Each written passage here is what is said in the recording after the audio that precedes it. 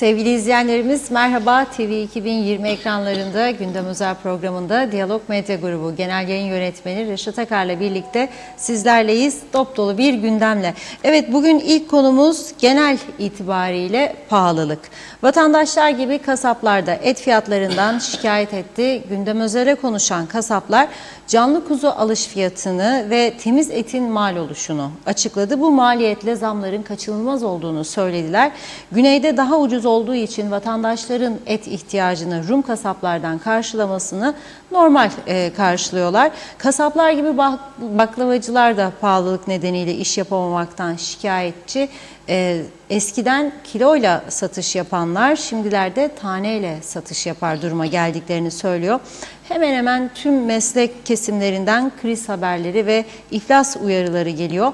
Gündem özele konuşan Gazi Mausa taksicileri kaçak taksiciler yüzünden iş yapamaz duruma geldiklerini söyledi. Taksicilerin bir başka korkulu rüyası ise güneyden yolcu almalarını yasaklama girişimi. Güney kapısı kapanırsa işimiz daha da zorlaşır diyorlar. Konuşacağız.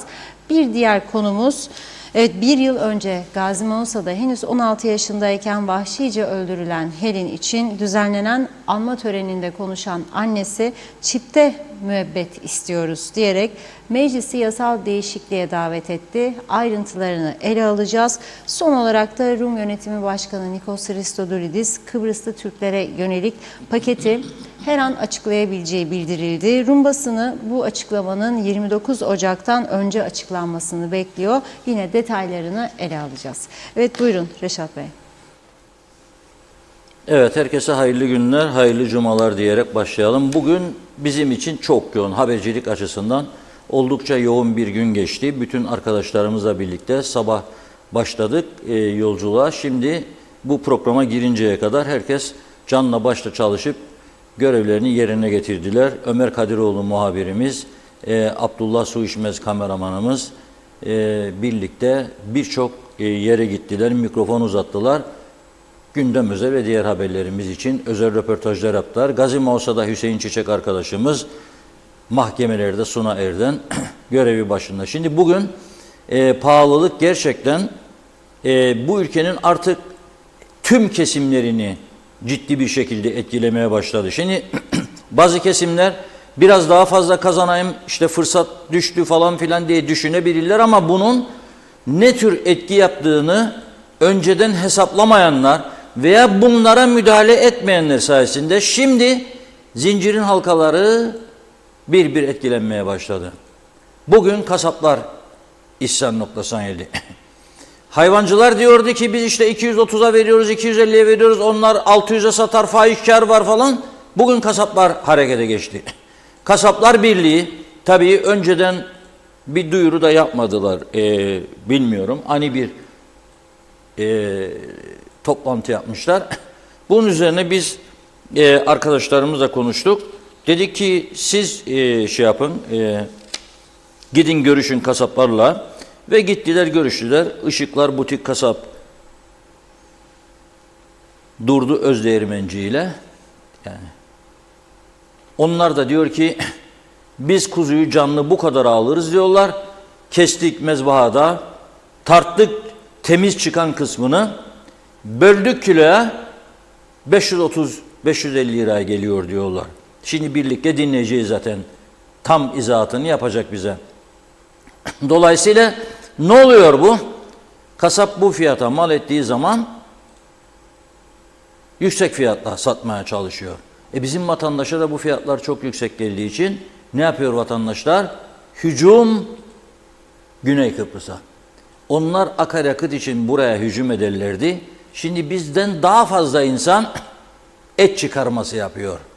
20 Temmuz Barış Harekatı'nın 50. yılında adanın diğer tarafına askeri çıkarma değil, et çıkarması. Kasaplara akın. Ve birçok kasap güneyde şimdi Türk kasap çalıştırmaya başlamış. Rumlar yani yanında. Çünkü daha iyi anlasın. Bizim Türkler der ya, kuyrucuğunu biraz da kuyrucuk ver bana der. Şiş yapacak mesela. Yahut da der ki ince olsun, bu terp çok kalındır der. Şeftalicik yapacağım der. Terp kalındır der. Kuzu gömleği yani. Onun için onlar da Türk çalıştırır. Çünkü onlarda mesela kuyruk ben görmedim. Yani kuyrukta kesbaya da şişçik yapacağım falan yoktur onlarda. Görmedim, duymadım da hiç. Bizde farklı şeyler var. Yahut da der, aman canım yağlarını temizle de bir yaşlı, bizim evde yaşlı var, babamız, anamız, kalpçiği var da yağlı yemesin. Dananın kenarından yağları temizle istemeyik. Anlamadıkları için bizim bu lisandan ne yapıyorlar? Türk çalıştırıyorlar. Şimdi önce Işıklar Butik Kasaba gidiyoruz ve et fiyatları neden pahalı onu dinliyoruz. Kuzuyu kaça alırsınız? Dükkanda kaça satarsınız? Nasıl olur bu işlem, bize anlatır mısınız? Tabii anlatalım. Şu anda canlı kuzu piyasası bugün 230 liraya bir meslektaşımız tarafından köyden 230 TL canlı kilosunu kuzu tarttı. Biz şu anda geçen bu hafta başı 210 ve 220 TL'den canlı kuzu satın aldık. 3-4 gün sonra da tabii bugün 230 TL canlısını aldık. Mezbanemizde Etsan mezbanesinde bu hayvanları siz değerli basının önünde canlı hayvanları tarttık. 230 TL'den ödedik ve tarttıktan, kesildikten sonra çıkan karkas maliyetlerini birlikte gözlemledik. Bugün 2 tane canlı kuzunun 75.4 kilogram geldi. 230 TL'den ödendiğinde 17.342 TL tutar. Bunun kesildikten sonraki karkas hali 40.20 yani 40.2 40 kilo 200 gram olarak geldi. Bunun tabii perakenteye ulaşabilecek pozisyonlar yani parçalanması perakente bölüm bölüm budunu, pirzolasının ve dinlenme sürecinden sonra da yani bu kuzunun verdiği bir fire vardır. Onlar da çıkıldıktan sonra içerisinden 32 kilo satışa hazır bir şekilde 2 tane kuzunun eti reyonumuza girdi. Bu da 549 TL'ye üzerimize girdi maliyeti var. Ve daha sonra bu rakamların üzerine dükkanlarımızdaki gider masraflarımız vardır. Bunları açıklayacak olursak dükkan kiralarımız, elektrik faturalarımız, paketleme, ambalajlama, mezbahanenin ödenmesi gereken kesim ve taşımacılık ücreti, bunun yanında adam ve sosyal haklarının yatırılması, adam ücretleri ve daha birkaç paketleme, ambalajlamanın yanında temizlik ürünlerimizin masrafları. Bunun üzerine de bu masrafları eklediğimiz zaman bu 600 TL'leri kilo başına bize bir girdisi olur. Biz kendi kar marjımızı daha koymadık. Biz burada üreticiyi veyahut tüketiciyi veyahut herhangi birini burada eleştirmek veyahut herhangi bir pozisyona düşürmek amacımız değil. Yani birini herhangi bir sıkıntı yaratmak istemiyoruz. Tek sıkıntı hükümet edenlerin hem üreticiyi hem biz en son vatandaşa ulaştıran aracı kasaplar olarak bu işe en derinlemesine bir acilen destektir, bir yardımdır, bir çözüm noktasıdır. Biz kendi elimizde şu anda tüketiciyi Güney Kıbrıs'taki kasap dükkanlarından alışverişe zorunlu kılıyoruz. Gideni var, gidemeyeni var. Gidemeyen evinde et yiyemez durumdadır. Biz dükkanlarımıza bu hayvanları alıp satamama pozisyonuna düştük. Ve kesinlikle bu fiyatlardan biz de memnun değiliz. Tüketicimize fiyatları söylerken çok üzülerek söylüyoruz ve biz de bu yani kepenk kapatma noktasındayız. Bu süreç bu şekilde devam ederse birçok arkadaşımızın da yakındığı gibi girdi maliyetlerinin yani dükkan giderlerimizin yüksek olması, şu anki kazançlarımızın bu giderleri karşılayamayacak pozisyonda olması bizi derinden üzmektedir.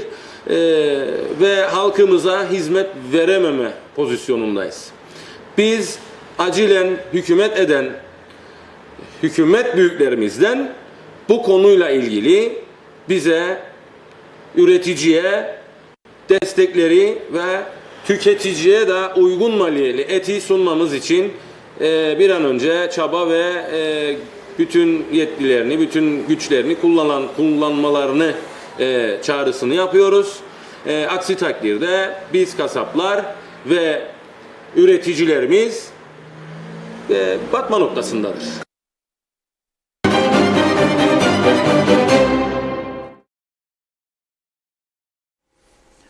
Evet, dinledik değil mi?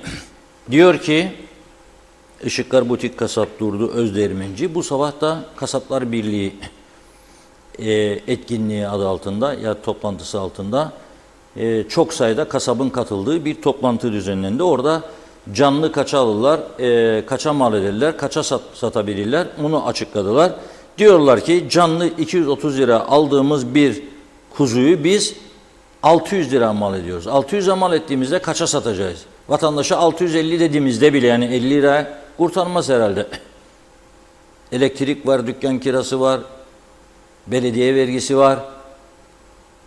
Ama öyle desek bile pahalı görüyor vatandaşlar diyor ve ne yapıyor?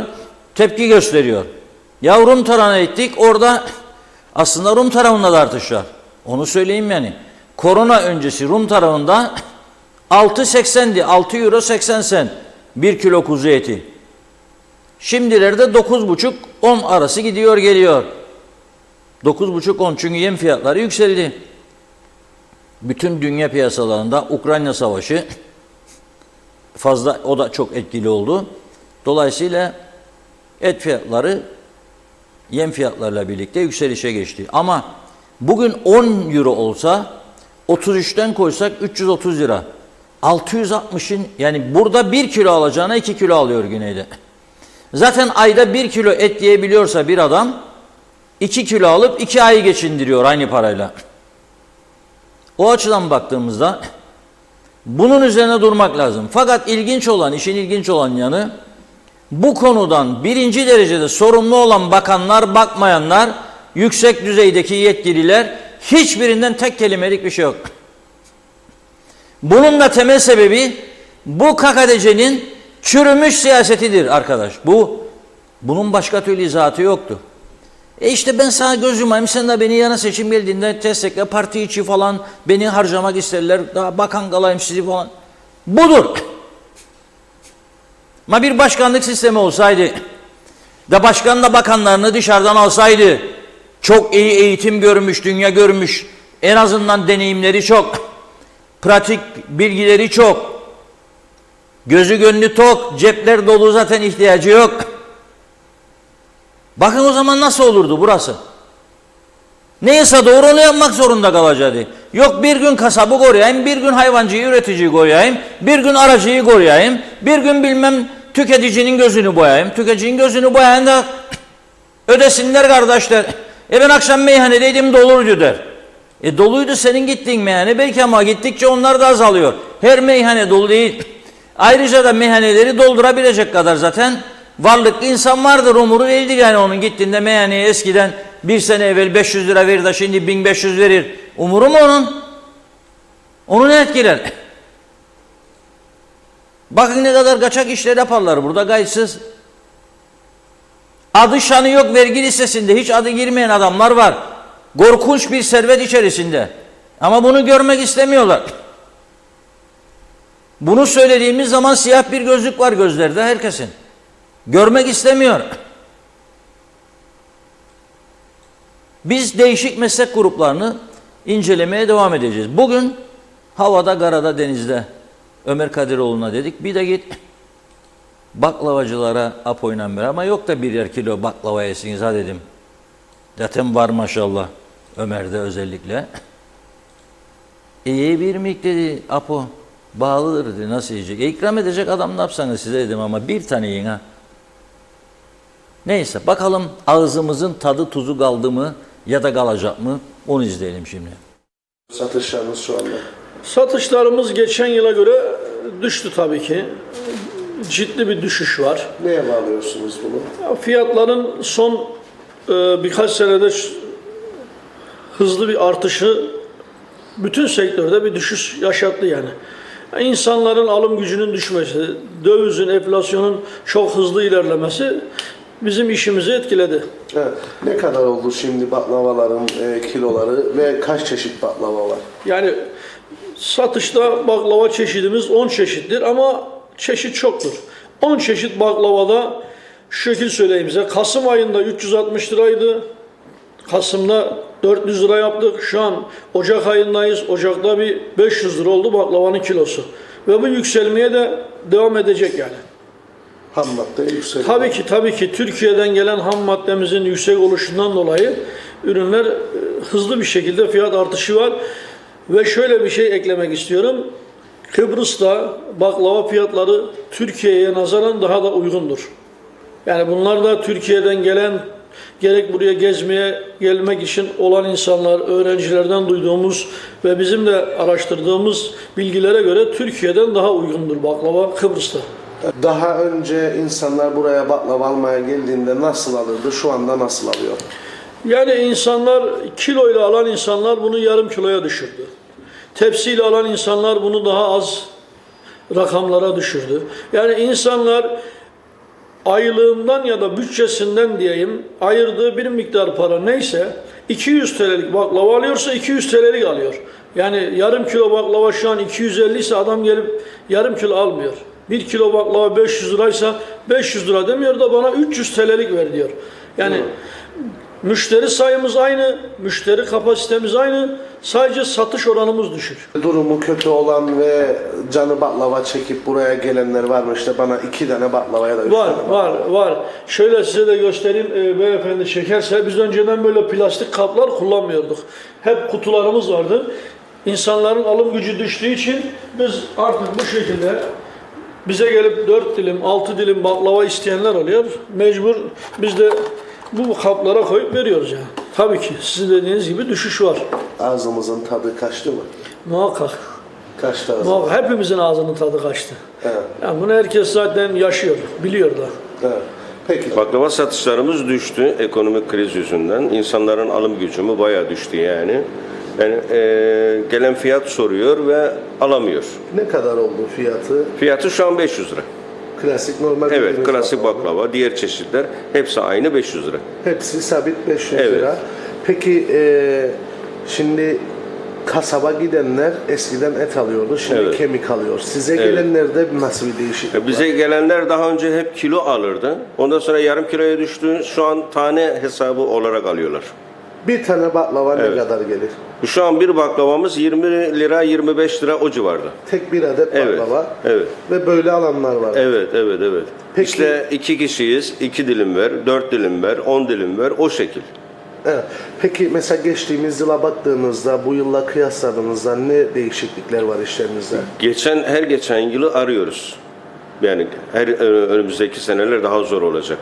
Daha da Yani alım gücü bayağı düşüyor yani insanların. olacak. Tepsiyle alan var mı şu Tepsiyle an? alan şu an hiç yok. Şu an hiç. Evet. Geçen sene. Evet, geçen sene vardı, ondan önceki sene vardı ama şu önümüzdeki günlerde hiç olmuyor yani. Olmuyor. Evet. Çünkü Peki. fiyat bayağı pahalı çünkü. 1500 lira, 1700 lira o civara denk geliyor.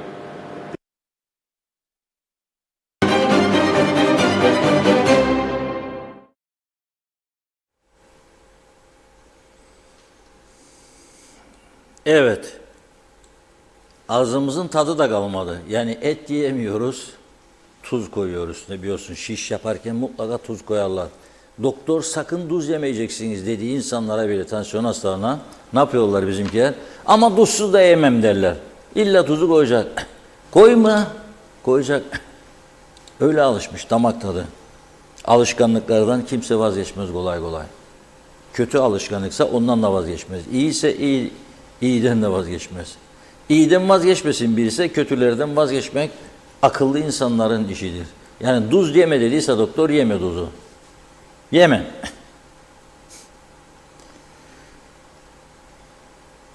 $500 diyor. Oldu diyor. Baklavanın kilosu. Kasım ayında 360, Aralık geçti, bir ay sonra 500. Daha da gelecek diyor. Bence de gelecek çünkü ben dün Türkiye televizyonlarında gördüm bir haberde Gaziantep baklavası 800 TL. Adam diyor patron 800'den aşağı kurtarmaz diyor. Sakın diyor daha ucuz bulduğumuzu yemeyin diyor. 800 Gaziantep. Eskiden Türkiye'ye gidenler gelirken 1 kilocuk baklava getirirlerdi. Ama o zaman tabii burada baklavacı yok denecek kadar azdı. Antep baklavası deli olurdu millet. Valizin içinde yarısı erimiş şerbetler kutudan dışarı çıkmış falan getirirlerdi hediye.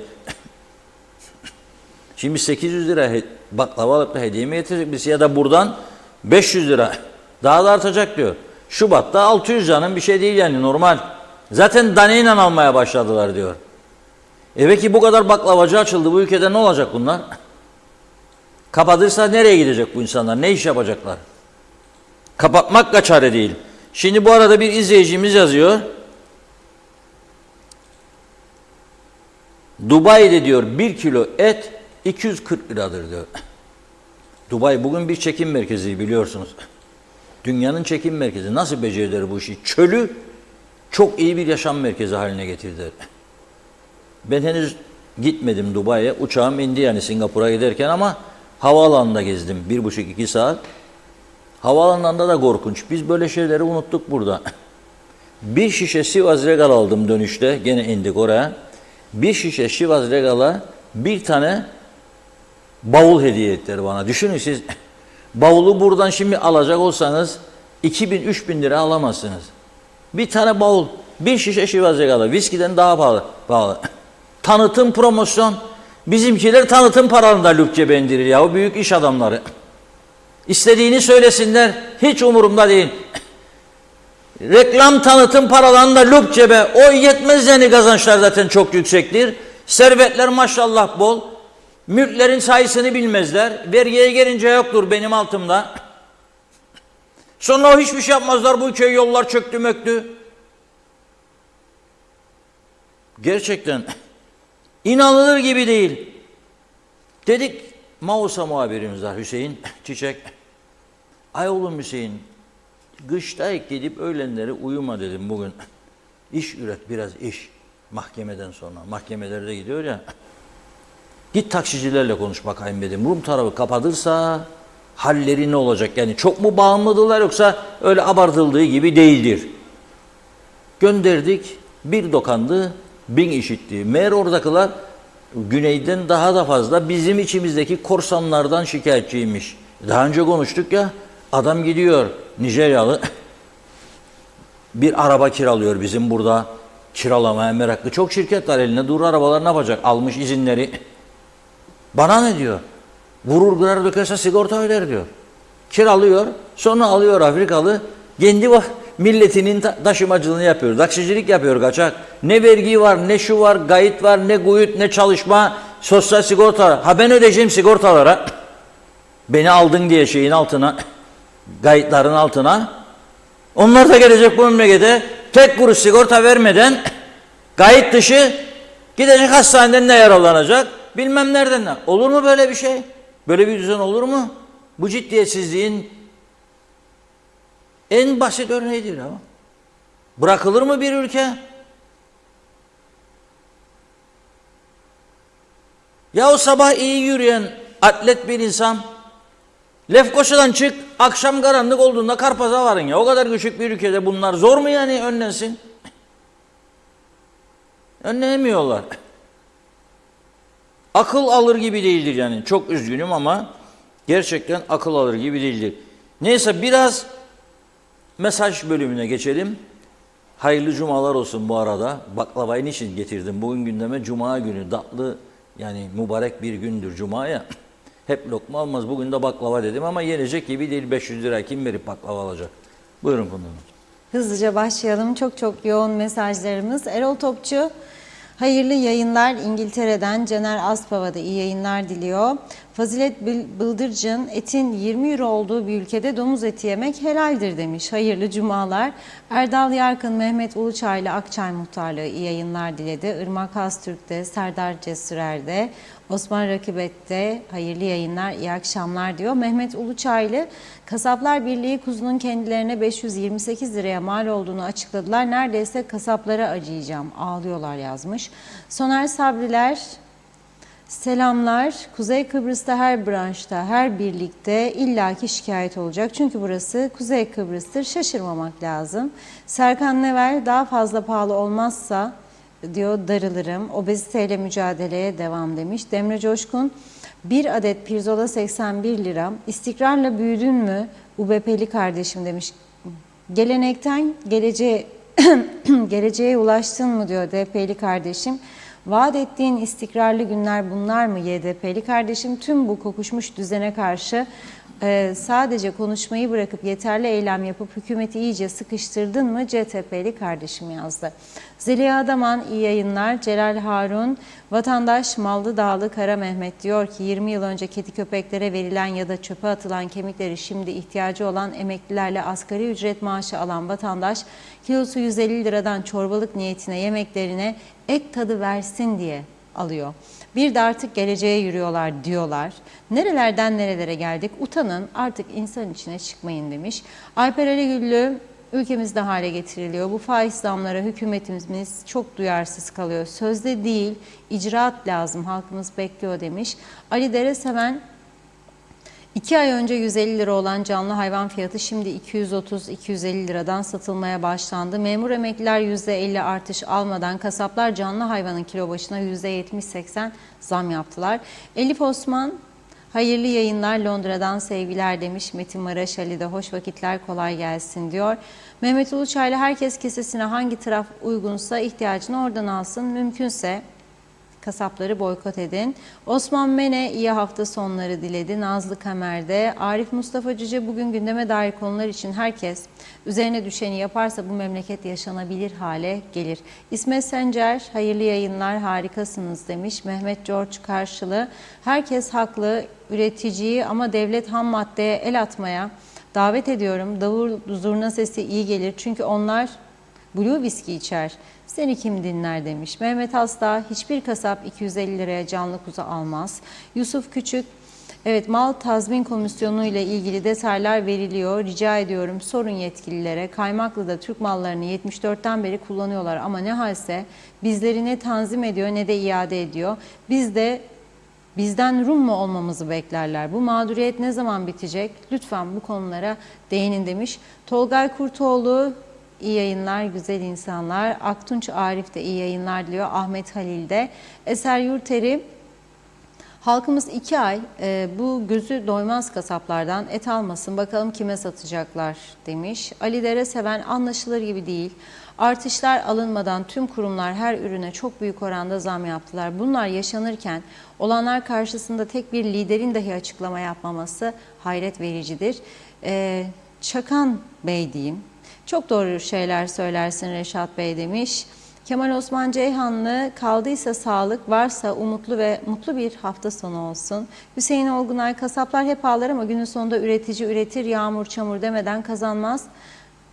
Evet, kasaplar %200 kâra işler. Oğlakta kuzu diye gider. Halka yaşlı inekte dana diye satarlar, koyun eti bile kuzu satarlar demiş. Mehmet İnancı, hayırlı yayınlar olsun, batırılmış kaoslar ülkesi cennet adımıza, hepimize sağlıklı günler diledi. Celal Harun, evet, anma diyor, 27 Ocak 2018 tarihinde Çamlıbel Yılmazköy Anayolu'nda üzerinde geçirdiği elin bir trafik kazası sonucu genç yaşta hayatını kaybeden Ahmet Altındağlı'nın 6. ölüm yıl dönümünde sevgi, saygı ve özlemle anıyoruz. Allah rahmet eylesin, nur içinde yatsın. Ferda Küçülmez, bu saatten sonra memlekette hiçbir şey olmaz Reşat Bey. Gidişat çok kötüye gider. Bu toplumu Allah kurtarsın demiş bu beceriksizlerin elinden. Mehmet Uluçaylı, bugün 3 kilo tavuk göğsü dökme, 3 paket tavuk kıyma aldım. 870 lira tuttu. Her şeye ateş pahası, tüm kesimler ağlıyor. Tüketici ise de ağlayacak. Gözyaşı kalmadı. Hakan Varnavas Penter, ada tamamen Dingo'nun ahırına döndü. Kim nasıl yönetir, kim ne yapar, kim girdi, kim çıktı hiçbir şey belli değil. Nazime Nalbant, haftanın sonuna geldik. Herkese, tüm sevdiklerime iskeleden hayırlı cumalar, selamlar. Evet, halk çok şikayet ediyor. Ne oldu? Bir şey yerine geçti. Fiyatlar inşallah düşürürler demiş. Halkımız da alır. Yeter diyor, ete tavuğa zam. Yetmez gibi Zam üstüne zam geliyor. Ne olacak böyle, yükseltmeyin demiş. İyi ki Reşat Bey'imiz var. Ekibinize kolay gelsin. Gündem özeli kaçırmadan izliyoruz. Arif Koroğlu, bu hükümetin diyenlerin en ufak halkı düşündüğü hiçbir konu yoktur. Gitsinler, yapabilen gelsin. Bunlar yalnız ceplerini nasıl dolduracak gayesi içindedirler. Günay Şeher'le her şey pahalı oldu. Vatandaş haklı, esnaf haklı. Şimdi ne olacak? Devlet bunun önünü alabilmesi için denetleme yapacak ama restoranlar, lokantalar girişte fiyat listesi koysunlar. Apo 2 parça et, 2 pirzola yedi. Yine de iyi. Bize gelen tabakta bol soğan, üstünde bol pide, bir şiş et küçük diyor. Sorduğum zaman menü bu mu? Evet budur diyorlar. Dedim yenecek bir şey yok. 580 lira ödedim. Menü budur demişler. Resmen bildiğiniz Roma kazığı. Erhan Yapıcıoğlu tekrar bir hesap yapın diyor. 230 lira canlı olan kuzu 480 liraya mal olur. Vergilerle birlikte kasap 550 liraya satarsa kazanır demiş. Birkaç mesaj daha okuyalım. Zehra Sencer Karpaz'dan sevgilerimle hayırlı cumalar dedi. Mehmet Şenler de, Şerife Turgay da, evet, Derya iyi yayınlar diliyor. Evet, Turgay Gezen, Hristodoulidis'in Kıbrıslı Türklere yönelik açıklayacağını söylediği önlemler paketinin içinde umarım araç sigorta bedeline indirim de olur. Bu yapılırsa güneyden alışverişler bir o kadar daha artacak dedi. Devam edeceğiz yine mesajlarımıza. Buyurun. Evet, çok teşekkür ediyoruz. Şimdi tabii dedim ki taksicilerin durumu var. Rum tarafı önce yasa tasarısı hazır dedi. Sonra yok bu Kıbrıslı Türklere yönelik değil dedi. Sonra Rum Taksiciler Federasyonu Başkanı gerçeği açıkladı. Dün buradan bahsetmiştim. Ne dedi? Dedi ki bu yasa tasarısı hazırdır. Bizimle de istişare ederek hazırlandı, geçirilecek. Ama bizim dedi tek hedefimiz Kıbrıslı Türkler değil dedi. Korsan taksiciliktir, bunu önlemek isteriz. Meğer orada da korsan taksicilik yapılırmış yani güneyde de. Şimdi bir var kayıt altında olan, bir var kayıt altında olmayan. Kayıt altında olmayan adam vergi vermez, kayıt altında olan vergi verir. Mesele budur. Yoksa yaparsa yapsın deyip bırakılabilir mi? Yani o zaman herkes istediği işi yapsın, bu ülkede kontrol dışı kalır. Rumlar bunu yapamaz çünkü Avrupa Birliği normlarına da bağlıdırlar ve mecburdular zaten buna. Yani bugün İngiltere'de siz kaçak taksicilik yapabilir misiniz? Black kaplar vardır ama bir de mini kaplar vardır. Mini kaplar da kayıt altındadır. Yani siz normal araba çağırırsanız da siyah taksinin dışında şirketler vardır. Şirketleri ararsınız da gönderir size arabayı. Neticede ama gelen şoförün arabasına binersiniz. Bazı araç vardır 5 yaşında ama ben çok bindim. Bazı araç vardır 7-8 yaşında. Koltukları yırtık mırtık araba çok gördüm ben mini kapların içerisinde. Ama kayıtlıdırlar. Kayıtlıdırlar. O yüzden Güney Kıbrıs'ta böyle bir durum var. Şimdi bizimkileri de az sonra izleyeceğiz. Bundan şikayet ediyor. Bir de Güney kapısı kapanırsa çünkü orada Larnaca ve Baf Havalanı'na gidiyor. Bizim taksiciler buradan yolcu götürüyor, oradan yolcu alıp getiriyor. Bunun önüne geçilirse o zaman durum tabii çok daha vahim. Yani burada zaten işler az. Şimdi bu taksi fiyatlarıyla insanlar gidecek, gelecek. Yani Mausan Lefkoşa taksiye binip çek şoför bey götür beni Lefkoşa'ya demek kolay mı? İzleyelim bakalım ne diyorlar taksiciler. Yapan üniversitelerde herhangi bir yerde tanıdığı insanları kendi özel aracıyla taşıma yapıyor. Okulda adam öğrenci WhatsApp Viber sitesi bulmuş ve bu halde gene kaçakçılık yapıyor. İnsanlar ne yapıyor? Yani bu taksiciler bu ülkenin vatandaşı değil mi? Bu insanlar nasıl geçinecek? Nasıl evlerine ekmek götürecek? Ben 15 yıldır Taksiler Birlik Başkanı, Gazi Mausa Taksiler Birlik Başkanı. 28 yılda bu mesleği icra ediyorum. İnan bu 1-2 sene içinde pandemiden sonra hele taksilik sektörü gerçekten yerle bir oldu. Bir buğda arpa boyu yol alamadık. Araçlarımızı yenileyelim dedik. 5 yıl şu anda dışarıdan araç getirme. 10 yıl veya 8 yıl istedik. Devletten para da istemedik. Önümüzü açın dedik. Bunu da yapmadılar. Yani biz ne yapacağız? Yani bu insanlar, bu gençlik, evlerine ekmek götüren, çocuklarını okutan insanlar nasıl geçinecek bilemiyoruz. Bu kaçakları ne yapacaklar? Bu vatandaşların artık yani bir sahip çıkmaları lazım. Tüzük verilsin. Polisin de yapacağı bir şey yok elinde. Çünkü tüzüğü yok. Bir yasa yok. Bu araçlar MR'a alınıp mahkeme gününe kadar tutulduğunda emin olun ki bir tanesi bu taksili yapılmaz. Size attığım gibi videolarda göreceksiniz. Ses kayıtları da var. Resimleri var. Bayanlar var. Lüks arabalar var. Ve biber WhatsApp siteleri var. Gördüğünüz gibi orada hepsi ispatlı. Ha biz polis değiliz. Biz gidip onların önünü kesemeyiz. Hakkımız da yok. Ancak ne yaparız? Bunları alıp polis veya basınla sizlere verebiliriz. Başka hiçbir şey yapamayız. Bir Ercan tarife 1650. Biz Vito aracı yani büyük araç 5-6 kişi götürdü. 1500 TL alıyoruz. Mausa Ercan. Lefkoşa 2000 ya da 1700 falan. Yani biz fiyatlarımızdan devamlı tolere de yapıyoruz. Yani aşağıda düşüyoruz. Yani illa tarife bunu yazıyor da bunu götürecek de değiliz. Şehir içi şu anda bir dönem burada 200 lira. Biz şehir içi 100 lira, 120, 150. Gideceğimiz yere göre zaten araçlarımızda hepsinde taksimetre var. Devletin verdiği bir taksimetre. Biz inanın o taksimetreyi bile şu an alamıyoruz. Ama diğer araçlar ne sigorta veriyor, kaçaklar ne vergi ödüyor. Anladın mı? Bunlar bu kamu ehliyetini alması için sürücü belgesini bu insanlar belli bir ehliyet sınavlardan geçiyor.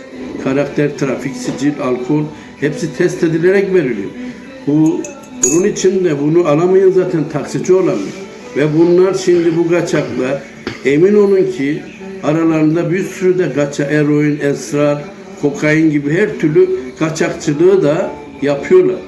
Yani Güney Kıbrıs olsun, burada aday içi olsun büyük kaçakçılıkta bunların arasında zaten dönüyor. Yani yetkililer bir an önce şeyi almaları lazım. Ha Güney Kıbrıs'a da gelince, Güney Kıbrıs, Baf'tan gelen, Larnaka'dan gelen, bunları biz kendi ticari arabalarımızla tili olan yere bant çekerek biz bu insanları transferini yapıyoruz. Şu anda Güney Rum kesiminin tahminimce kendi Ulaştırma Bakanlığı'na verdikleri tüzükte tüzüğü değiştirerek bu tür ticari arabalara ceza uygulaması getirmeye uğraşıyorlar. Nasıl bir ceza? Eğer ki T'si kapalıysa T harfi 750 sürücüye 1500 euro da mal sahibine ceza keserek bunu engellemeye uğraşacaklar. Artı bu kurallara uymazlarsa hapis cezası. Onun için biz gene işte bugün Cuma günü Ersin Tatar Sayın Cumhurbaşkanımızla randevumuz vardı. Bugün herhalde ertelendi, pazartesiye kaldı. Onun için devlet yetkililerinden biz yardım istiyoruz. Yani bunu yapmaları bizce bu şeye çok büyük zarar verir. Gazino müşterileri var. Bunların hepsine büyük balta vurulmuş olur. Onun için yetkililerden bir an önce bu işe bir el atmalarını istiyoruz. Teşekkür ederim.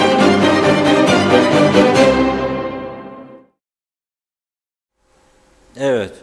Mausa'dan bindin taksiye Ercan Havaalanı 1500 TL diyor. Çek Lefkoşa'ya kadar dedin mi 2000 TL diyor. Tabii o da kendine göre haklı ama çok önemli itiraflarda da bulundu. Bakınız ben Türkiye'nin en yüksek tirajlı Günaydın Gazetesi'nin Kıbrıs muhabirliğine başladığımda böyle çiçeği burnunda gencecik bir gazeteciydim. 22-23 yaşlarında. Haber üretmem lazım. Taksicilerle de röportaj yaptım bir gün. Lefkoşa'nın saray önünde taksiciler vardı orada. NATO taksi galiba ya da Ankara taksi. İkisinden biri. Biri Girne kapısında, biri saray önünde. Hangisinin adı NATO, hangisinin Ankara unuttum ama ya NATO ya Ankara taksiydi adı. Oradan fotoğraflar çektim. Tabii gıcır gıcır Mercedesler hep öyleydi. 74 öncesinde ve sonrasında ilk 10-15 yılda hep Mercedes'ti taksiler, başka taksi yoktu. Neden? Daha uzun ömürlü. Neden? Daha emniyetli yolcu için. Öyleydi uygulama. Aman Allah'ım, o dönem Türkiye'den gelenler, yahu bizde böyle bir şey yok, bunlar zengin, taksileri bile Mercedes diyorlardı. Yahu iyi, bırak daha iyi olsun. Daha kötü olması için uğraşma. Ondan sonra öyle diye bizim taksiler Mercedes'ten düştü Renault'a, Ford'a. Onlar kötüdür demiyorum ama bir Mercedes konforu. Taksiye binecek adam kendini emniyette hissedecek. Bitti, ne diyor şimdi? Taksilerimizi yenileyemiyoruz diyor. Otobüsü koyduk geçen hafta. Girne'den Arapköy'e giden otobüsün plastikten cam koymuşlar. Otobüse cam koyacak parası yok şoförün veya işletmecinin. Bir fren yapınca hani, tabii Arapköy'ün yolları da virajlıdır biliyorsunuz. Arapköy'ün yolları virajlıdır. Esentepe yolu gibi, Datlısu yolu gibi. Bu da virajlı. Üstelik dağdan bağdan ener çıkası. Böyle tepelik, yüksek falan filan. Ben orada Klepini restoran vardı. Cevdet Bey'in, ara sıra giderdim oraya. Biliyorum yani o yolları. İyi biliyorum. O da bizi izliyordur. Şimdi selam gönderiyorum buradan. Cevdet Bey hanımı, kızı mutlaka izliyordur. Şimdi bir fren yapınca otobüs şoförü plastik cam kapatma uçup gidiyor. Camın kenarında oturan çocuk 15 yaşında, o da yolun içine savruluyor. İnşallah iyileşmiştir, bilmiyorum. Annesi bana mesaj göndermişti. İnşallah iyileşmiştir. Kırıklar vardı omurgasında, bilmiyorum ne oldu. Allah iyiliğini versin çocuğun. Ne suçu var o insan? Ya o çocuk bir şey olsa, hayatını kaybetseydi? Kim verecek bunun hesabını? Hiç kimseden ses yok. Hiç kimseden ses çıkmadı bu olayla ilgili olarak. Ölmedi ya çocuk, Allah razı olsun, Allah şükürler olsun, Allah korudu, Allah koru, Allah koru. Vazgeçin ya bu şeyden.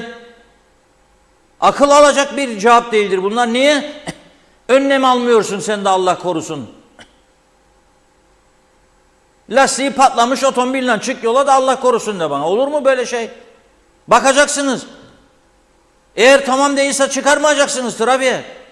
Ne iş yapacak? Sen bulacaksın onun çaresini, ben değil. Dağıt hala izin dağıtırsınız ya. O patladı memleket.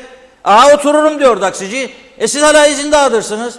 Oturuyorum diyor adam ya, boştur. İş yoktur diyor. Allah aşkına kim verecek 2000 lira mav sandalye koşağa geçsin taksine? Mümkün değil. Başı bozukluk var bu ülkede. Bak kasaplar konuşur.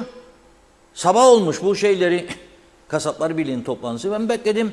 Devamlı girdim. Takatuku'nun şeyine, Tak Ajansı'nın menüsüne. Yok böyle bir şey yok, hükümetten bir açıklama, yani ilgili bakandan, Tarım Bakanı çiçeği burnunda. Neredesin ya? Çavuş kardeşim. Neredesin? Yahu çok bir şey istemiyor insanlar. Normal bir düzen istiyor bunun içinde. O tarafın hayvancısı ve kasabı nasıl bu fiyata mal edip satabiliyor? Ha bir de onlar domuz evlisi değil mi? Domuz yeğen için çok daha ucuz. 3,5-4 euro domuz etinin kilosu. 3,5-4 euro. 120 TL'ye adamlar karnını doyuruyor, bir et alırlar 1 kilo. Biz nasıl olur? Kasap şikayetçi, datlıcı şikayetçi, taksici şikayetçi, vatandaş şikayetçi, çocuğuna süt içiremiyor insanlar. Biri der düştü 5 lira aşağı der, biri 5 lira daha fazla yükseldi. Kimse bunun hesabını sormaz. Bu arada bugün Bakanlar Kurulu vardı. Ben beklediğim bir açıklama olacak mı diye, çıkmadı. Bitmiş Bakanlar Kurulu toplantısı. Biz programa girerken öğrendim, bitmiş. Ama herhangi bir açıklama yok. Ne konuşuldu, ne karar alındı bilemiyorum. İnşallah olumlu bir karar alınmıştır diye düşünüyorum. Az önce izlediğimizde Gazi Mausa Taksiciler Birliği Başkanı Mahmut Biberoğlu Bey'di. Mahmut Biberoğlu. Şimdi en mühim konu nedir bilir misiniz? En mühim konu. Adalet. Bir ülkede adalet yoksa o ülkede istediğiniz kadar servetiniz olsun, rahat ve huzur içinde yaşamazsınız. Bakın, yani ben zenginim, param da var, şuyum da buyum da, bana kimse bir şey yapamaz diye düşünenlere söylerim. Hiç böyle düşünmeye devam etmeyin. hiç ummadık anda, beklemediğiniz bir şekilde bir yerden sizi de vurur. Eğer bir ülke düzensiz olursa. Bir şey size bir zarar verir. Ne yaptım ben dersiniz o zaman? Adalet, adalet, adalet. Şimdi 25 Ocak 2023. Bugün 26'sı. Dün tam yıl dönümüydü. 16 yaşındaki genç kızın Helen'in vahşice öldürüldüğü Gazi Mausa'da bir eylem düzenledi aileler. Annesi de konuştu. O karşınızda videoda gördüğünüz annesi. Şimdi sesinden vereceğiz annesinin konuşmasını. Birlikte dinleyeceğiz. Sonra da bunun üzerine aldığım, yani öyle sadece onun söylemesiyle değil, aldığım hukuki bilgiler vardır avukatlardan. Arkadaşımız Levent Kızılduman'la da görüştüm. Devamlı da mesajları geldi az öncesine kadar. Şu anki uygulama nedir, neler yapılabilir, mevcut yasalar, tüzükler ne diyor? Onların üzerine de konuşacağız ama önce annesinin konuşmasını dinleyelim. Katil 21 yaşındadır. Müebbet 35 yıldır. 50 kusur yaşında tekrardan aramıza karışacak. 50 yaş küçük bir yaş değildir. Çok yaşlı da değildir. Tekrardan hayatını kurabilir. Yasalar güncellensin, Helenler ölmesin. Helen'den sonra kaç daha cinayet işlendi bu adada? Bu yasalar güncellensin, ağırlaştırılmış cezalar gelsin. Ben ağırlaştırılmış çift müebbet istiyorum bu katil için. Benim kızımın hayallerini, umutlarını, her şeyini aldı. Ben bunu bekliyorum, ben bunu istiyorum. Ben gidip o cani katili veya ailesini orada gördüğüm zaman benim daha çok psikolojim bozuluyor. Ama beni anlamıyor, kimse beni anlamıyor. Benim 16 yaşında çocuğum toprağa verdim, hayalleri kaldı, her şeyi kaldı benim kızımın. Ben sesimin duyulmasını istiyorum.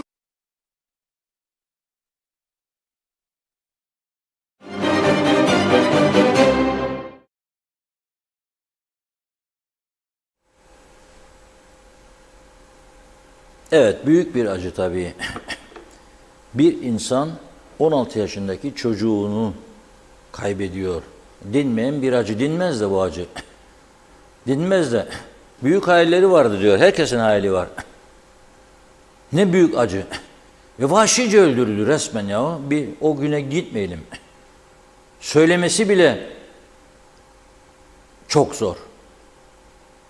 Şimdi mesele nedir? Anne diyor ki, daha bu mahkeme sonuçlanmadı, düşünün siz. Ey yüce meclis, sana söylüyorum. Buyurun yüce meclise hitap edin. Tamam anladım ya, o da. O yüce meclisin çatısı altında. Dün bir milletvekili de Doğuş Dere de oradaydı. Nasıl rahat edersiniz o meclisin içinde ya? Bu yasalar bu şekilde duruyor orada, nasıl rahat edersiniz? Esas mesele o meclisin içinde yapılması gerekeni yapmaktır. Tümüne söylüyorum, 50'sine birden. Nasıl rahat edersiniz siz ya? Yargının önemini yok ettiniz siz. Yargı 30 yıl ceza veriyor. Siz şartlı tahliye tüzüğü çıkardınız kendinize göre. Ve eskiden cinayetler, katillikler şartlı tahliyeye dahil değildi. Şimdi o da değiştirilmiş, tüzük dahil edilmiş. Bunu bile seçimi oya bağladınız. Nerede caydırıcılık? Şimdi kadın diyor ki, sen buna diyor müebbet hapislik de versen 50 yaşında çıkacak diyor. Gene işte bir aynı suçu diyor. Çifte müebbet istiyor. O ama çifte müebbet Türkiye'de var. Burada yoktur. Burada yoktur. Müebbet hapislik verecek.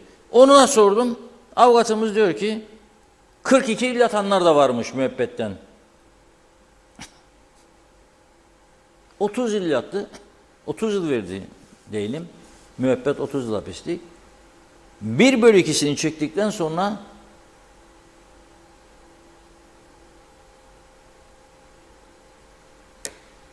şartlı tahliyeye başvuru hakkı var. Yani 15 yıl sonra. Efendim, insan hakları, demokrasi, ben de biliyorum bunu. Ama cinayet farklı bir şeydir. Yarın ne olacak bilir misiniz? Cinayeti işleyen de içeri girdikten sonra. Çünkü nedir bakın. Suçluluk kompleksi diye bir şey vardır. Bir suç işlediğiniz birisine karşı ve o suçu işledikten bir süre sonra kendinize geliyorsunuz. Birine haksızca bağırdınız, birini haksızca üzdünüz, birine haksız müdahale ettiniz, birine haksızca tokat vurdunuz, biriyle haksızca tartıştınız, biriyle haksızca iş kavgası yaptınız, önünü kestiniz. Sonra eğer vicdan sahibi bir insansanız çekilirsiniz bir kenara yahut da çekildiğiniz zaman rahatladığınızda en güzel saatler nedir? Bir sakin yere gitmek tek başına ya da yatağa girdikten sonra uyumazdan önce vicdan muhasebesi. Hani var ya yatırımda kalkar mıyım acaba falan filan. Herkes bunu düşünüyor. Bunun yaşı da yoktur onu da söyleyeyim yani. O saat ne dersiniz? Keşke bunu yapmasaydım veya iyi ki yaptım. Ama ben şunu bilirim. Kötülük yaparsa bir insan iyi ki yaptım derse zaten bir defa daha kötüleşmiş olur bana göre. Yanlış yaptım derse de düzeldiyse kendini belki o da yaptığı yanlışın durumuna göre değişebilir. Ama bir vicdan muhasebesi yapmak zorundadır her insan. Yapmayan da bilmişsiniz ne olur? Ya uyku uyuyamaz ya bin bir hastalıkla boğuşmaya başlar ondan sonra. Ama soracaksın ben bunu neye yaptım ve kimin için yaptım? Ve bir süre sonra biz neyle yüzleşeceğiz bilir misiniz? Bu şartlı tahliyeye müracaat etmeyecek bazı insanlar diyecek ki ben bu suçu işledim ve yapmayacağım müracaat diyecek. Cezamı çekeceğim diyecek. O noktaya getirecekler insanları. Çünkü vicdanına soracak diyecek ki vicdan ona niye öldürdün ya bunu sen 16 yaşındaki bir çocuğu. O da ne diyecek? Cezamı çekmem lazım diyecek. Belki bu demez başkası diyecek. Ya bu kadar siyaset, 3 kuruşluk çıkar uğruna, 3 tane oy uğruna bu kadar bir ülkenin, bir insanlığın bu kadar hak ve hukukuna müdahale ederim ya. Vicdan meselesi. Anasının içi yanıyor orada. Ve bu küçük ülkede bunlar yoktu eskiden. Yoktu bu küçük ülkede bunlar. Ne oldu bu ülke birden? Ha soruyorlar İngilizler kaçıyor gidiyor. İngilizler niye gidiyor? Çünkü bununla yaşamak istemiyor cinayetlerin arasında. Ölümlü trafik kazanı arasında yaşamak istemiyor. Yolda yürürken yaya geçidinde durmayan arabaları görünce aman Allah'ım diyor her an öldürebilirler beni bunlar. Back to England derler ve giderler. Veyahut da let's go to Malta. Malta'ya gidelim der. Çeker gider Malta'ya. Çeker gider Malta'ya. Oraya gidenlerin yazıklarını okuyorum. İnsanlar güler yüzlü, hoş geldiniz, sakin, trafik daha düzenli, suçlar daha az. Bizim ülkemiz Malta'dan daha güzel, daha büyük bir ülke. Ne oldu da benim ülkem böyle oldu?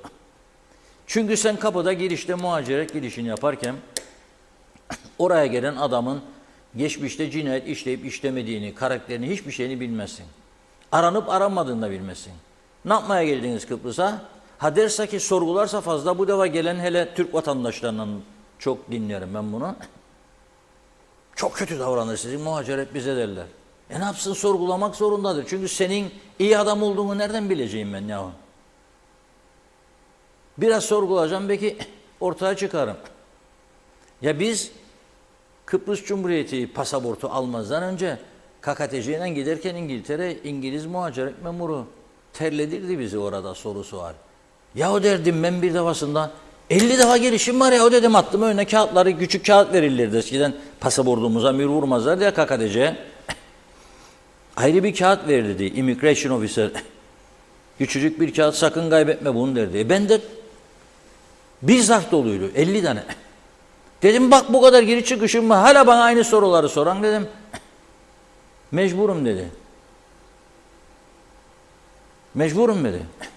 Kaç paran var cebinde dedi bana bir defasında. Dedim para taşımak Zararlı değil mi, yasak değil mi sizde dedim. Çıkardım 2-3 tane plastik kart attım. Dedim bak plastik kartlar var. Ama nakit istersen nakit de göstereyim. Her Kıbrıs'ın cebinde mutlaka 300-500 isteğim vardır. Öyle bana kimse demesin. Para, çünkü nakit parayı severek biz. Kendini daha şey iste. Dedim göstereyim, yok yok dedi. Şimdi benim de muhaceret memurum istemiyor. Bakın çünkü Türkiye'den de gelseniz buraya, İsrail'den de gelseniz, İngiltere'den de gelseniz, Almanya'dan da gelseniz huzurlu bir yerde yaşamak istersiniz siz de. Bir hafta kalacak olsan da o yerin huzurlu olması lazım. Çünkü otele gittin mesela otelden çıkacaksın göresin. Belabais Manastırı'na istemeyeceksin gidersin, Girne Kalesi'ni göresin. Çıktın da bindiğin araca gelip birisi vurursa sarhoş yahut da aşırı sürat, deli sürerse hayat garantin yok demektir. İngilizler onun için gider kaçar bu ülkeden. Bu şekilde devam ederse söylüyorum hepimiz kaçmak zorunda kalacağız. Yok ki İngiltere daha iyidir diye. Yok. Ama en azından yaya geçidinde giderken vurup öldürmeyecekler beni ya. Ben yaya geçidinde dururum bazen arkamdaki bana bap enip dövecekler beni. Çünkü köyünde görmedi böyle bir şey. Bayağı geçidi mi var köyünde? Onun için Yüce Meşri söyle dediydim de dediydin, yap dedim de yapma dedim. Biz gelirsek böyle olacak da bizim zamanımızda böyleydi. Hadi bırakın bunları ya. İş rahat var mı be kardeşim göreyim seni. Bu eskimiş çürümüş yasaları değiştirme niyetin var mıdır yok mudur onu söyle. Zaten olsaydı yapacaktınız. Ben göremiyorum. Aynı sistem üstünde 49 yıldır 48 yıldır seçim yaptırıyorsunuz bize ya. Ya 5 metrelik oy pusulasıyla sandığa yolladınız bizi son seçimde. 3-5 kişiyi idare etsin durumu gene seçilsin diye birbirinizi kollayasınız diye. Ben neyine güveneceğim bu Yüce Meşris'in? Kandırmayalım birbirimizi.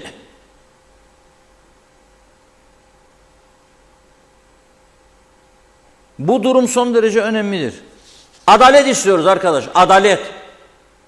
Adaletin olmadığı yerde ne mülkün değeri vardır, ne de paranın, ne de altınların. İsterse bütün altın depoları senin olsun dünyada. Ne kıymeti vardır?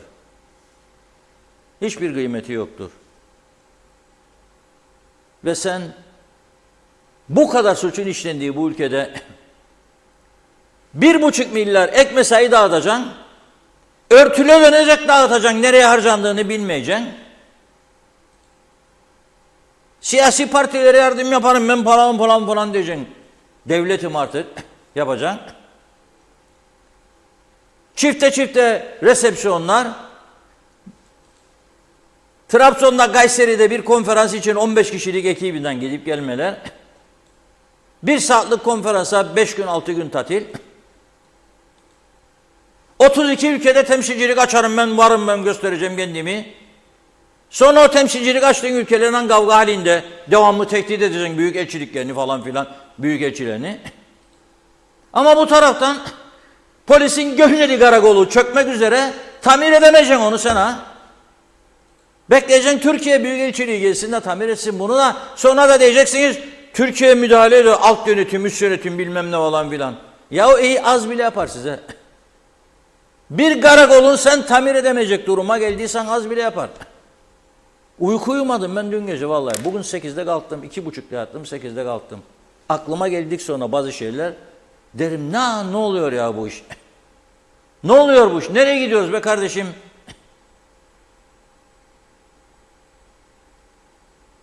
...20 yaşında, 25 yaşında çocukların altına Porsche alırız. Ferrari'ler alırız.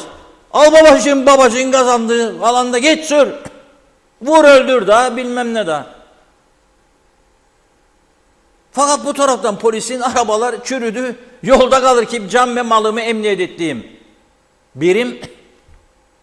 Defalarca söyledi adamlar. Duyan yok. Duyan yok. Elden hava emelçilik 38 milyon TL ayırdı polis teşkilatı için. 7,5'unu harcadılar, ondan araba aldılar.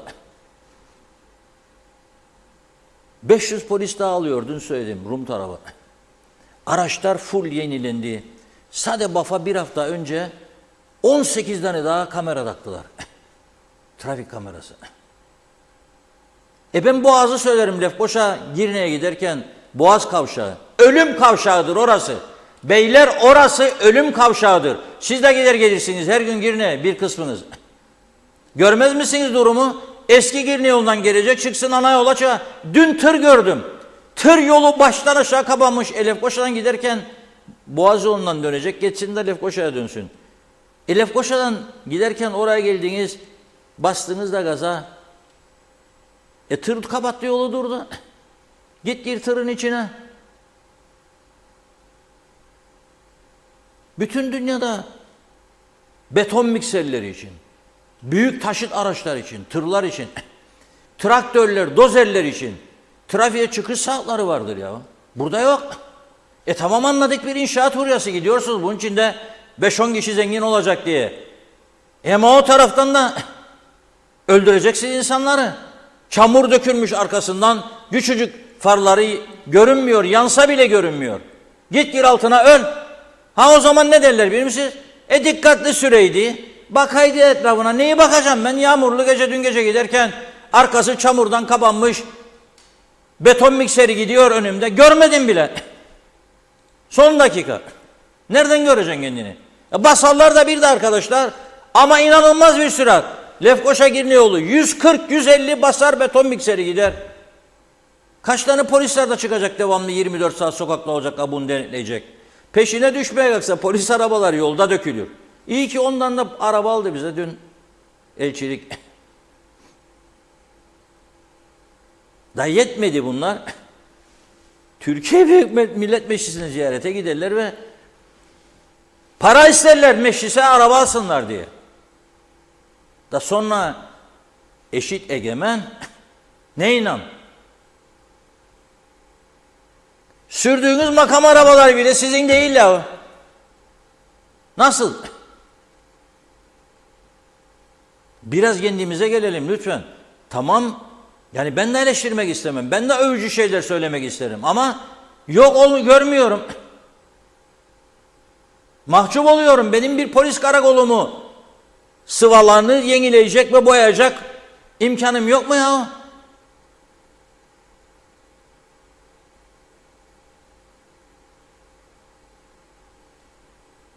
Vardır ama kullanamıyorlar diye düşünüyorum. Buyurun Funda Hanım. Kaldığımız yerden devam edelim mesajlarımıza. Evet, Ömer Kadiroğlu yazdı. Çok ikram ettiler diyor Reşat Bey. Allah iyiliklerini versin ama ben baklava sevmem demiş. Bana özelden yazdı. Ekmek kadayıfı olursa yerim diyor sevgili Ömer. Menteş Çağla... Ben ona yarın ekmek kadayıfı yollayacağım. Tamam. Yarın ekmek kadayıfı hem bol tarafından. Ona mı hepimizde mi Reşat Bey? Siz zaten hafta sonu çalışmazsınız. Ömer'in hakkıdır çalışanların. Tamam o zaman. Menteş Çağla iyi yayınlar dilemiş. Zehra Sencer yazık diyor, üzgünüm. Memleketimiz yasta, zamlar, yattık kalktık zam. Ahmet Okur, bu Afrikalılar bu cesareti nereden buluyorlar? Korsan taksicilik yapıyorlar, durumlar vahim. Celal Bozdemir huzurlu hafta sonu demiş. Demre Coşkun, ultra zenginlerden servet vergisi alınmalı. Bunlarla kamusal marketler kurulmalı. Et, süt, yumurta gibi temel gıdalar devlet üretimiyle satılmalı. Kooperatifçilik düzenine geçilmeli. Temel gıdaların ucuzlaması için devlet tavuk, inek, koyun yemi üretimine başlamalı. Onlarca hektar boş arazilere arpa, buğday ekilmeli. İhtiyacımız olan düzen komünist düzendir demiş. Ülke bu yamyamlardan ancak böyle temizlenir. Şirin Bey, elektronik ortama geçilmesi durumunda tüm vergileri çalanlar ortaya çıkar. Onlarca yıl vergi ödemeyenler var. İşine devam ediyor. Hasan Nihat Erduran, avroya geçişi işi olanlara tartıştırın demiş. Bilimsel cevap arayın diyor. Ne getirir ne götürür. Ali Keleş iyi yayınlar diledi. Hüseyin Koltan'da iyi ki varsınız demiş. Nazime Nalbant, ne kadar teşekkür etsek azdır. Dışarıdan duyuyoruz. Çok artış var. Ne olacak? Her şey daha iyi olacak derlerdi. Nerede o verdikleri sözler? İnanın çok üzgünüm demiş. Halkımıza bakın, yardımcı olsunlar lütfen. Sevgiler. Emine Bodurhan iyi yayınlar diliyor. Erkan Erçika, evet, oğlağı kuzu diye satarlar.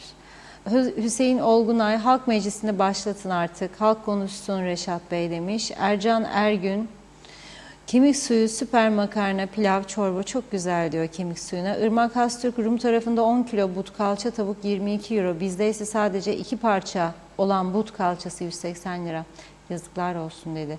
Fikret Gönlübol, iyi yayınlar. Engin Sedat Tözün de iyi yayınlar demiş ve diyor ki vatanı milleti sevmek, yani milliyetçilik nutuk atmakla değil, halkını iyi yaşatmakla olur. Duyurulur palavracılara. Hüseyin Olgunay, Halk Meclisi'ni onu okuduk. Irmak Hastürk, ben isim vermeyeyim şimdi ama belli bir kasaptan bahsetmiş. Fiyatlar 50, 89 veya 100 lira aşağı diyor dışarıdan. Diğer kasapları neden kurtarmıyor? Peki onların kendi beslediği hayvanlar olsa bile onlar da vergi, dükkan kirası, işi, parası, elektrik, malzeme veriyorlar. Diğer kasapları neden kurtarmıyor? Akıl alır gibi değil demiş. Bir diş pastırma geçen sene 15 liraydı, bu yıl 115 lira. Nasıl bir istikrardır bu? Mehmet İnancı, su fiyatlarını araştırın, roket oldu. Fikret Gönlübol iyi yayınlar dilemiş. Aygün Nuri, bugün sizlere farklı bir konuda yazma gereği duyuyorum. Lütfen demiş, bakamayacakları kedi köpekleri almasınlar. Oyuncak değiller diyor. Alırlar sonra sokaklara veya barınaklara terk ederler. Günahtır demiş. Emine Mülayim, memleket bataklık içinde, denetim yok. Başımızdakiler uyumasın, uyansınlar artık. Yediler bitirdiler ortalığı. Denetleyen yok demiş. Yazık, herkes mağdur. YZ adı. Reşat Bey, kaçak teknik servislerin de önüne geçilmeli. Rekabet yapamıyoruz. Şikayet birimi kurulmalı. Tema Yavaş, iyi yayınlar diliyor. Arif Mustafa Cüce, kamu hizmeti yapan taksici esnaflarımızı koruyalım lütfen. Mehmet Uluçaylı, Ulaştırma Bakanlığı önlem alsın. Yollarda yük taşıyan kamyonların üstlerini örtüyorlar. Yollara taşlar dökülüyor. Bir başka araç taşa bastığında kurşun gibi üzerimize geliyor. Bir de yollar çamurdan geçilmiyor. Çağatay Donlar, Allah hepimize akıl mantık verdi. Kullanalım. Sibel Serin, huzurlu mutlu hafta sonları diledi. Metin Maraşali, adalet acilde yatar demiş. Evet. Celal Harun diyor ki adalet nerede? Herkes sorar adalet var mı diye. Adalet arayanlar vicdanlarına sorsun. En büyük adalet vicdandır. Ondan büyük adalet mi var? Ali Dereseven, ortada bir hükümet olmadığı açıkça görülüyor. Peki bunlara muhalefet yapması gereken muhalefet ve önemli kurullar ne yapıyor? Bunlar niye ortaya çıkmıyor? Hükümeti niye ikaz etmiyorlar dedi. Necdet Mavi Gözlü, Kuzey Kıbrıs Birleşik Afrika Pakistan Cumhuriyeti'nden iyi yayınlar dilemiş. Ancak yetişebildim diyor. Evet, konu zamlar, pahalılık, tamam her şeyin fiyatı tavan yapmış ama bu kadar pahalılığa rağmen nüfus azalacağına aksine yükseliyor. Pahalılık sadece yerli halkı mı etkiliyor? Her yer Afrikalı, Pakistanlı, üçüncü ülkelerden gelen insanlarla doldu taştı ve hala da geliyorlar. Bu pahalılık onları hiç mi etkilemiyor? Tuğçe Ören, tüp kara borsaya düştü. Akşam eve geliyoruz, yemek yapacağız, tüp bitti. Gezmediğimiz yer kalmadı ama tüp satan market kalmadı. Ara eve gelsin iyi güzel de fiyatı 500-550 arası değişen fahiş fiyat istiyorlar. Bir de telefonda ukalaca piyasada aramayın boşuna, bizden başkasında yoktur diyorlar. Yok nezdinde hükümet demiş. Evet, Hasan Nihat Erduran, mülkü olan yabancılar yaşlandılar. Ambargolu ulaşım can ezgisi ne güneyde ne kuzeyde kurtarmaz. Nasılsa kiradan vergisiz de ödeyip aldılar. Gençlere veya yerlilere satıp kaçar oldular. Durum budur demiş görebildiğim kadarıyla.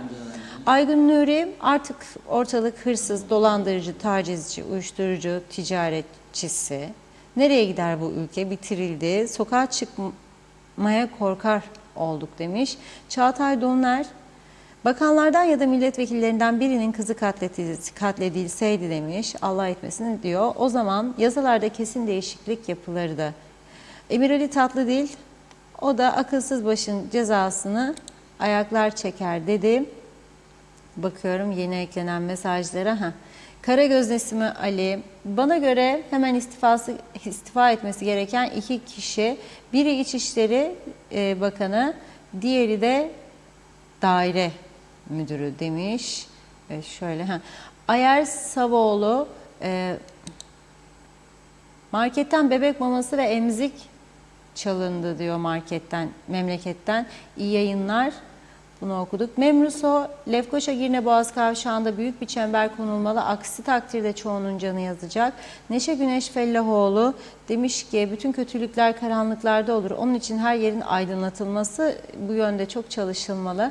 Mutlu hafta sonları size de. Efekan Kahramanoğlu, yaya geçidi konusu geçen haftalarda yaya geçsin diye minibüste yaya geçidinde durdum. Arkamdan gelen iki araç beni geçip yayaları basıyorlardı diyor.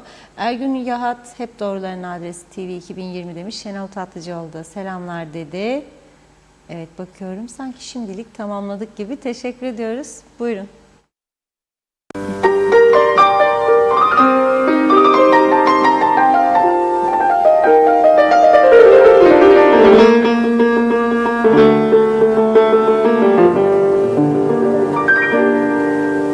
Çare aramadım zannetme, çıkmaz yolları zorladım.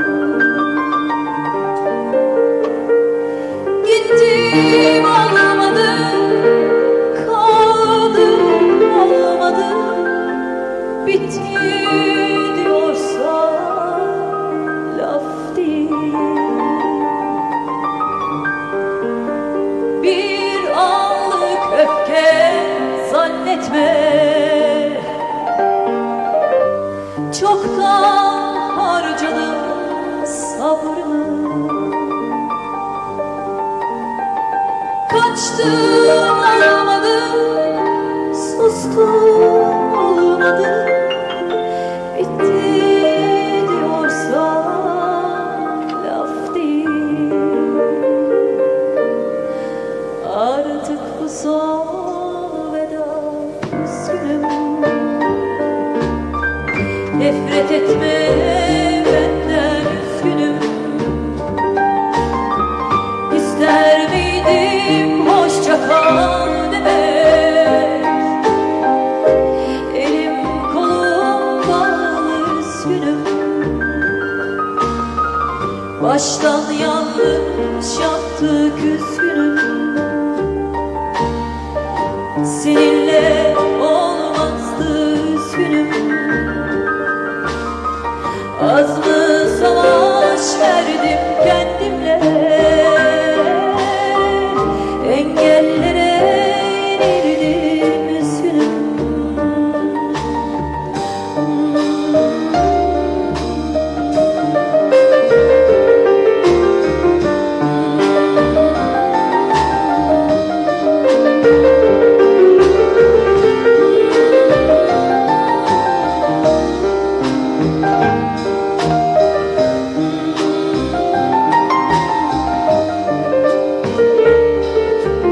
Çare aramadım zannetme,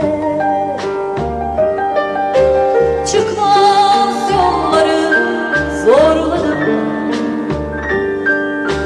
Gittim olmadı, kaldım olmadı, bitti diyorsa laf değil. Artık bu son veda, üzgünüm. Nefret etme benden, üzgünüm. İster miydim hoşça kal demek? Elim kolum bağlı, üzgünüm. Baştan yanlış yaptık, üzgünüm. Seninle olmazdı, üzgünüm. Az mı savaş verdim kendimle,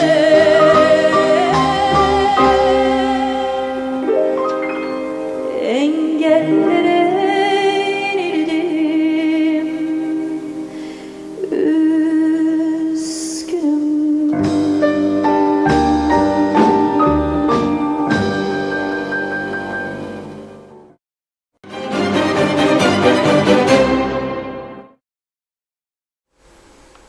Evet, müziğimizi de dinledik. Beğendiğinizi umuyorum, güzel bir şarkı. Fakat şimdi bu güzel şarkının ardından bugün beni üzen ama sizleri de üzeceğini ve düşündüreceğimi düşündüğüm bir haberi daha aktarmak istiyorum. Programın son haberi olarak. Bugün daha önce biliyorsunuz İlaç ve Eczacılık Dairesi'ne ait depoda ki kaydı kuydu yoktu, elle bakkal defteri gibi tutuyorlarmış. O günün parasıyla o dönemin Sağlık Bakanı'nın itiraf ettiği şekliyle 3 yıl önce 250 milyon liralık ilaç vardı. Bu ilaçların tarihi geçmiş. Devlet parasını ödedi, satın aldı fakat ambarda kaldı, bunlar tarihi geçmiş. İhtiyaca göre ilaç alımının olmadığını kanıtlayan müthiş bir olaydır bu. Aynı zamanda KKTC'nin tanınmasına yol açabilecek kadar da bana göre önemlidir. Yani bunu bir yabancı ajansa duyursalardı bugüne kadar yani hem maaş ödeyebilmek için borçlanan ve Türkiye'den yardım alan bir devlet hem de bugünün parasıyla 2-2,5 milyar, 3 milyarlık ilacı eskidip ambarlarda tutan ve sonra da imhası için 25 milyon lira elçilikten alarak onun parasını da Sayın Büyükelçim ya verin bize 25 milyon lira, bu ilaçları imha edelim da bu gazeteciye de bela oldu bize. Ambarların sokağa dökülür, Afrikalılar geçerken bu ilaçlar, kapılar kırıldı, döküldü. Yanmış devlet laboratuvarının dökülmüş, kendi haline terk edilmiş binasının içinde tuttular bunları. Tabii orası da terk edildiği için yangından sonra ilaçlar sokağa dökülmeye başlamıştı. Kediler, köpekler giriyor, vuruyor, dağıtıyor. Yoldan geçen Afrikalılar da bakıyor, tarihine mi bakacak? Onun için özellikle reçeteli ilaçlar falan var orada. Şimdi tabii bu bugünkü Sağlık Bakanımızın suçudur demiyorum ben, onun neyse, bakan da değildi o günlerde ama bugün bir haber geldi. İlk kez diyor ülkede İlaç ve Eczacılık Dairesi Başkanlığı'nda ve polisin denetiminde son kullanım tarihleri geçmiş, geriye dönük tüm yeşil reçeteye tabi ilaçlar eczane depo dolaşıp teslim alındı diyor ve imha edildi diyor. Polisin ve Eczacılık Dairesi yani Sağlık Bakanlığı'nın kontrolünde. Bakan Dinçürek diyor ki yeşil reçete denetimi konusunda bir süre önce bakanlık bünyesinde oluşturulan komitede Polis Genel Müdürlüğü, Gümrük ve Vergi Dairesi, Tabipler Birliği, Eczacılar Birliği, Sağlık Bakanlığı'nda yapılan toplantının içinde kararlar üretildi ve önemli bir adım atıldı diyor. Bundan böyle düzenli olarak tüm süresi geçmiş yeşil reçeteli tabi ilaçların toplanma ve imhasına devlet denetiminde devam edecek diyor. Ve diyor uygulama ülkede Çevre Dairesi tarafından izinlendirilmiş tek tesis olan Gürcay Limited ile özel imha koşulları ile yapıldığını söylemiş. Para verdiler yani ama ne kadar verdiklerini hem peki ne kadar ilaç, kaç paralık ilaç? Haber müdürümüz Özlem Hanım'a rica ettim, sordu.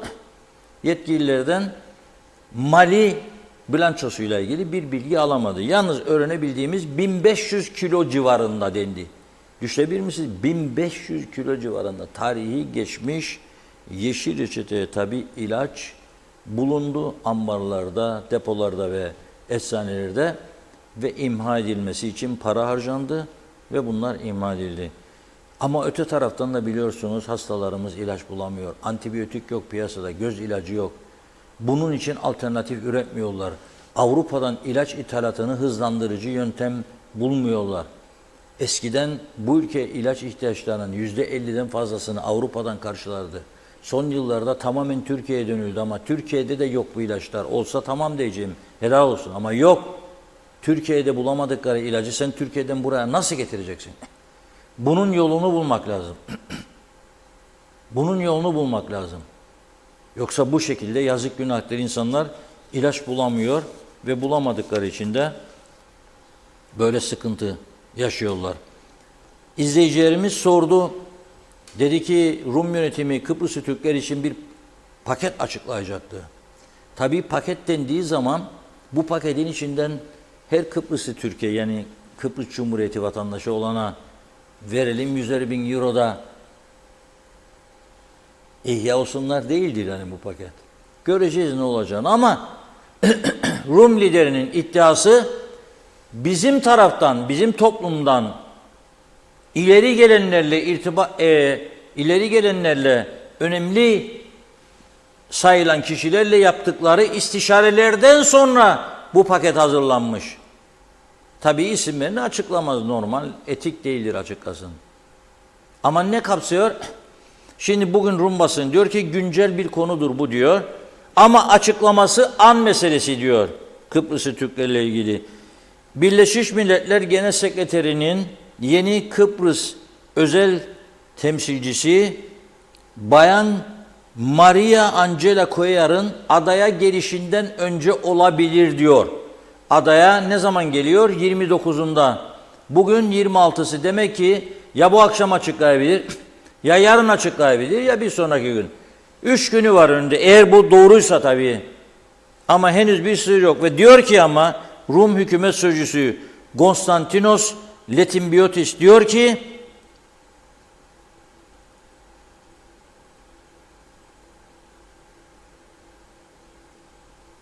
son birkaç gündür çok yoğun bir hazırlık yapılıyor bu konuda. İstişare toplantıları diyor. Kendisine soruyorlar. Kıbrıslı Türklerin karma evlilikten doğan çocuklarına vatandaşlık verilip verilmeyeceği. O da diyor ben bu konuda açıklama yapamam. Cumhurbaşkanı Christodoulidis ne zaman karar verirse o zaman kendisi açıklayacak diyor. Ama bakın Kıbrıs Cumhuriyeti ile ilgimiz yoktur siyaseti güttüğü için bir taraftan KKTC devleti, bir taraftan da devleti yönetenler dahil herkesin, hepimizin gidip Kıbrıs Cumhuriyeti kimlik kartı aldığı bir düzende diyemiyor kimse hakkını vermek zorundasın Christodoulidis'e, ondan önce Anastasiadis'e diyemiyor. Bakın gidip de Kıbrıslı Türkler 2 defa gitti eylem yaptılar orada ama Birleşmiş Milletler güvencesi altında ve önceden Rum hükümeti uyardılar, Rum polisine uyardılar. Sakın ha dediler, saldırmayın Kıbrıs Türkleri, bırakın buradan çıkıp bakanlığa kadar gitsinler, bakanlıktan geri gelsinler ya da meclis önüne kadar. Ama bunun haricinde siz kalkın dayarım, deyin ki biz 20 kişi protesto edeceğiz. Rum yönetiminin bu uygulamasına gidin, sağ bırakmazlar sizi orada. Eylem yapacaksınız. Ama bizim hakkımızdır bu. Bizim hakkımızdır.